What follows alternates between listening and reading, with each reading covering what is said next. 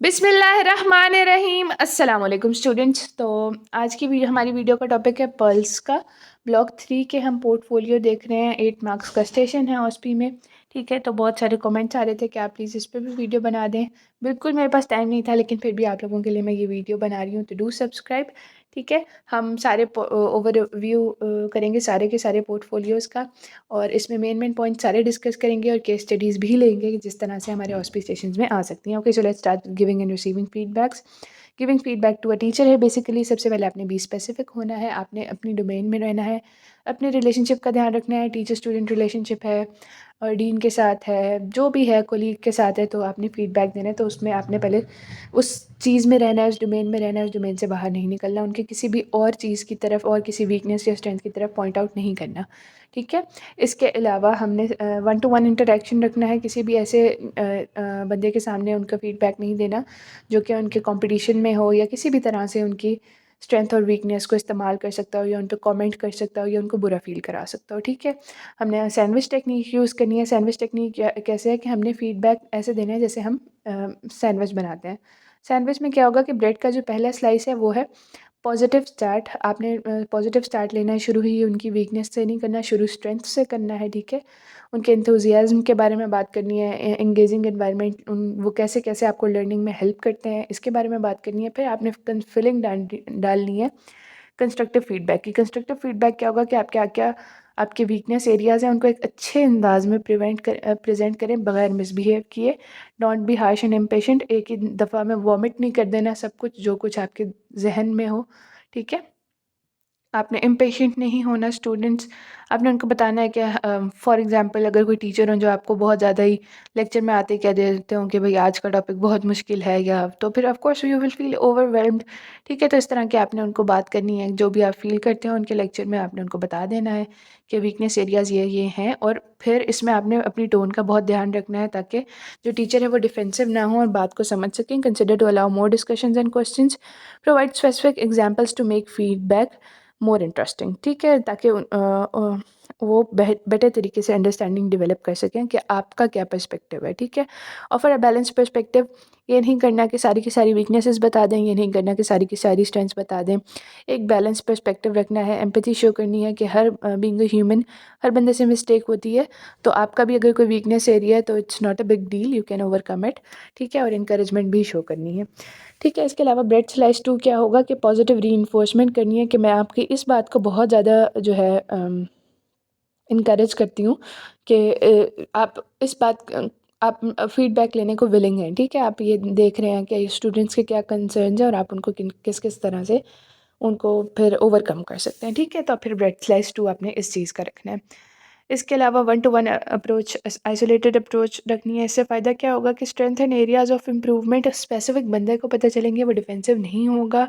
ठीक है, इस तरह से टेलर्ड अप्रोच होगी ये और मोर स्पेसिफाइड होगी। फ्यूचर प्लान्स के बारे में आपने डिस्कस कर लेना है। Make mutual plans for betterment. आपने दोनों पार्टीज़ की कन्वीनियंस, स्ट्रेंथ और वीकनेसेस को देखते हुए फ्यूचर प्लान्स बना लेने हैं कि आगे हम किस किस तरह से अपने लेक्चर्स को बेहतर बना सकते हैं। ठीक है, अब ये था गिविंग फीडबैक। अब आ जाते हैं रिसीविंग फीडबैक पे। रिसीविंग फीडबैक में 2 केसेस डिस्कस कर रही हूँ जिनमें हम 2 मुख्तलिफ पोर्टफोलियोज़ को देखेंगे, एंट्रीज़ को देखेंगे। ठीक है, पहला ये है कि your physiology teacher gave you feedback on PTM that you are a good student but you need to improve your understanding and also that you need to change your non professional attitude. यानी आप पढ़ाई में वैसे सही हैं, लेकिन कुछ मामलात हैं जिनकी वजह से आप सही नहीं जा रहे, नॉन प्रोफेशनल एटीट्यूड है, और इसके अलावा आपका कॉन्सेप्ट्स इतने अच्छे नहीं हैं। ठीक है, तो अंडरस्टैंडिंग आपको अच्छी डेवलप नहीं हो रही। इसके लिए आपने क्या करना है, सबसे पहले जब भी आपको कोई फीडबैक दे तो आपने एक्टिव लिसनिंग करनी है, आई कॉन्टैक्ट मेंटेन करना है।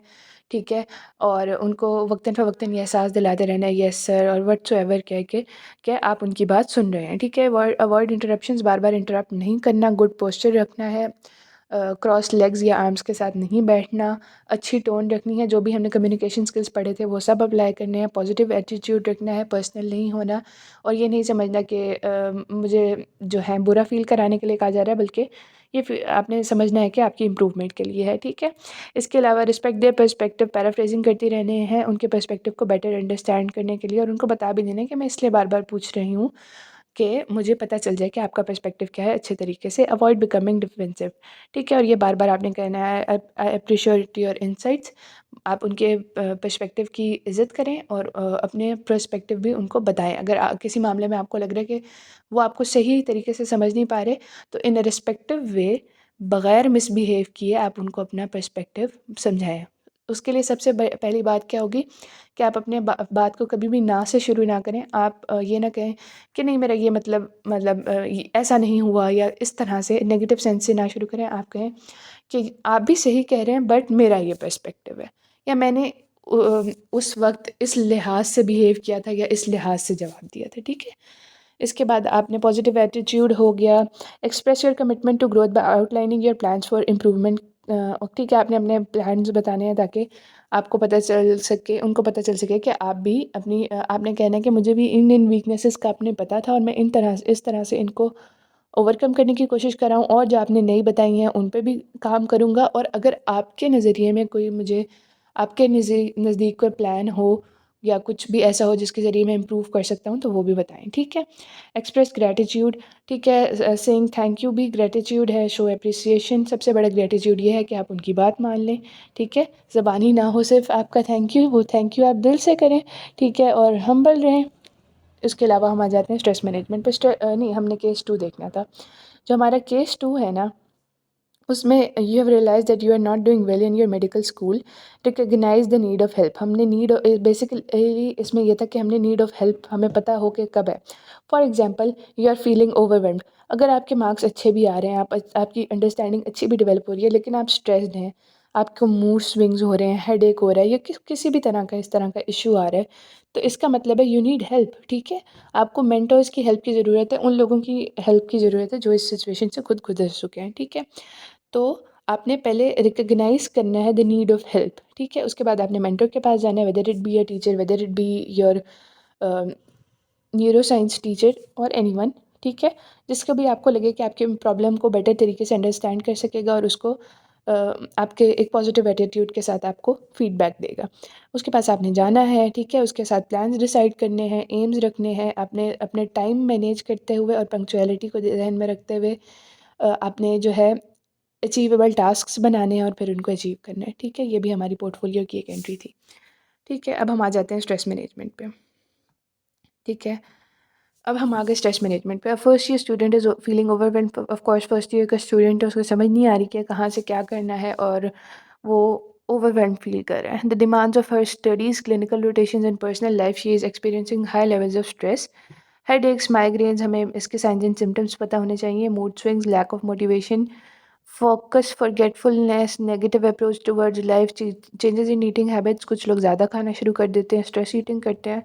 कुछ लोग बिल्कुल उनका लॉस ऑफ एपेटाइट हो जाता है, पैल्पिटेशंस हो सकती हैं, इंक्रीज कॉन्फ्लिक्ट हो सकते हैं, यानी जो इंटरपर्सनल रिलेशनशिप्स हैं वो ख़राब हो रहे हैं, ठीक है? इसके लिए आप क्या करेंगे? सबसे पहले हम करेंगे आइडेंटिफिकेशन ऑफ स्ट्रेसेस, ठीक है? एग्ज़ाम्स, वर्कलोड जो है, एग्ज़ाम्स है, आपका स्ट्रेस वर्कलोड है, पर्सनल इश्यूज़ हैं, जो भी आपके ट्रिगर्स हैं, पहले आप उनको आइडेंटिफाई करेंगे, ठीक है? इसके बाद हम स्ट्रेस कैन अफेक्ट, ये समझेंगे कि स्ट्रेस कैन अफेक्ट मेंटल है, तो उसके बाद हम टाइम मैनेजमेंट की तरफ जाएंगे। स्टूडेंट लाइफ में बेसिकली आपको ज़्यादातर जो भी स्ट्रेस होगा वो या तो बुलिंग की वजह से होगा या फिर इस वजह से होगा कि आप अपने टाइम को मैनेज सही तरह से नहीं कर पा रहे, ठीक है? तो ये दो बेसिक चीज़ें होती हैं। तो अगर आप टाइम मैनेज कर लेंगे तो इससे आपका बहुत बहुत बहुत ज़्यादा स्ट्रेस रिलीज़ होगा, ठीक है?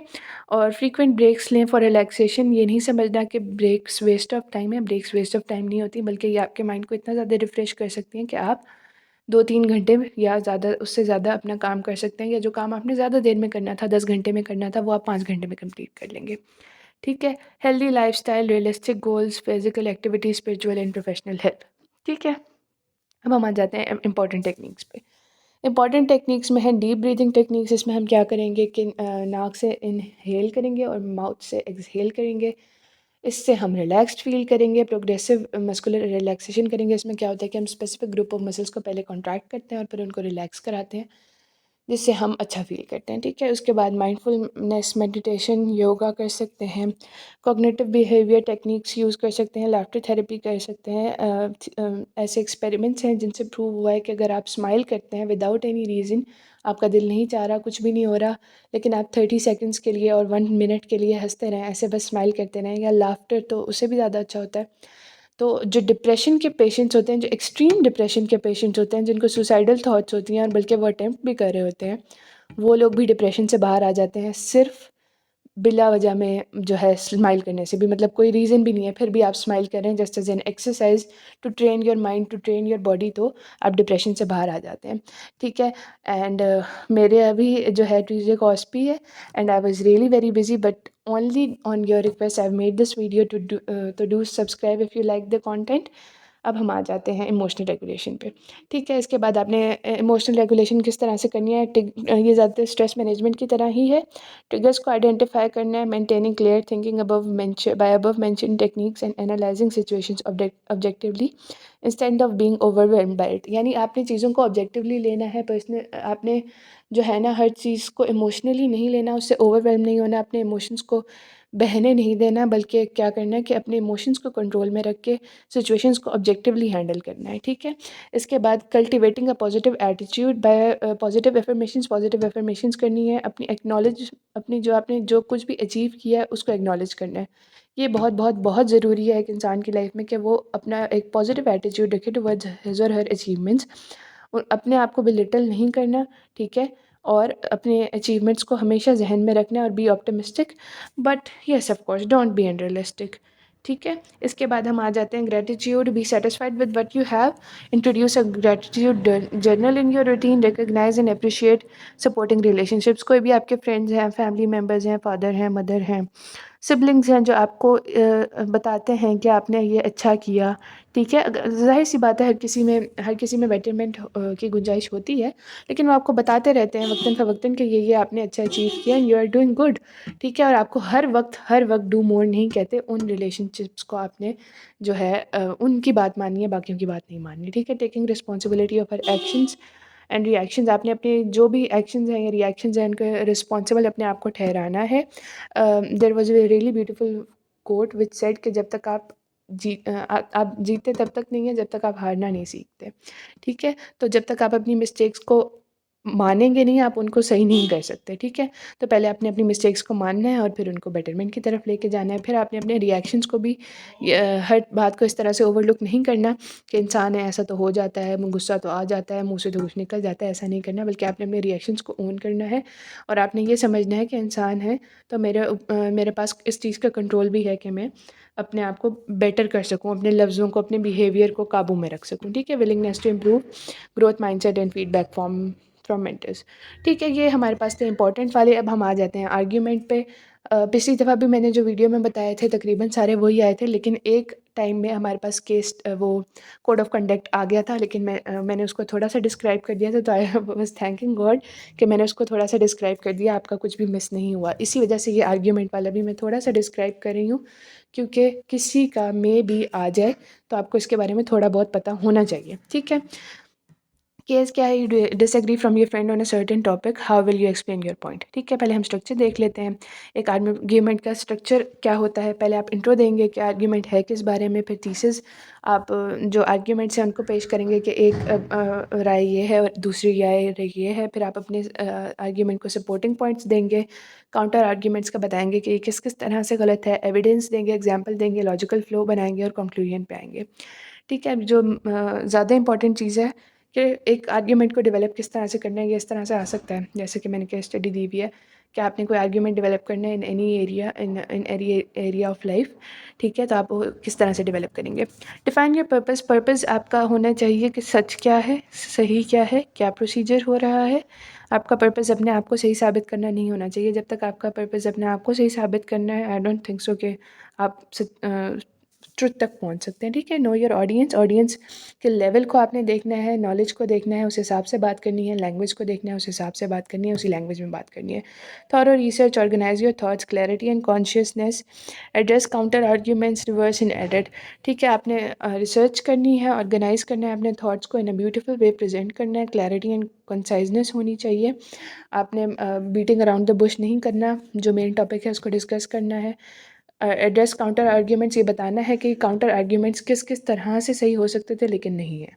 ठीक है, revise and edit, revise and edit, revise and edit and get your conclusion. Okay, so that's all for today. I hope you find this video useful. Stay tuned and do subscribe.